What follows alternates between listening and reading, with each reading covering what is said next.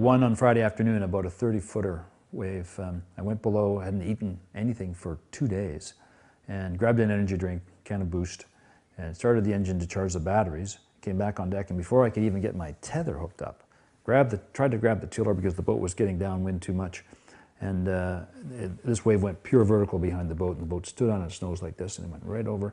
It didn't do a 180 per se like this. It stood on its nose like this, and just the sheer weight, the boat fell on its side. And I was sitting in the cockpit on this side and wasn't tethered on. When the boat stood on its nose like this, I hit the coach roof and then down into the lifelines, all the way forward at the mast, and the boat fell on its side and rolled upside down. And I went into the water over here. Under the water, the boat rolled right over on top of me, and when the mast hit the water, there's just this big crack of carbon fiber as the mast broke in 2 places. The canting keel on these boats, of course, was fully canted.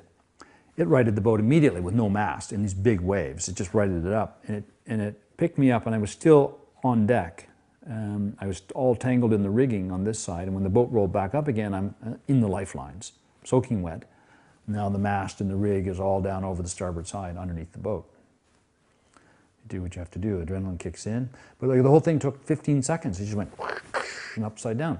And in the water, out of the water, hardly time to get wet, but you're soaking wet.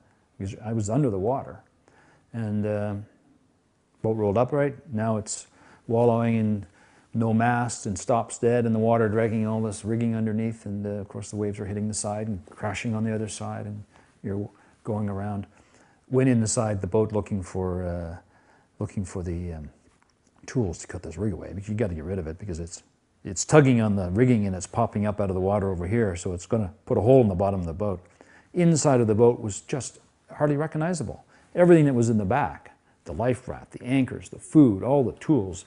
When the boat stood on its nose like this, everything fell down into the nav station. It's not the same as the 60s. This was an open 40. It was kind of open in the back. And everything was stored back there, fell down into the nav station. The engine cover came off, and the engine, which I just started, it was still chugging away there, even if it had run upside down. But about 100 gallons of water had come in through the open hatch as the boat was upside down, so it's all awash, all awash inside. Couldn't find any tools. Everything was, every toolbox that could possibly be there was gone and open, no tools. And I was carrying a knife around my neck that was given to me at the start line by a friend. I still have that knife. I call it my lucky knife. It's hanging in the nav station of this boat. And with that knife, cut all the halyards and the wires, and then with a Leatherman that I had on my belt, pulled the 6 pins on the shrouds. It was cable or rod rigging on that boat, and it took about 45 minutes, and the whole rig went over the side.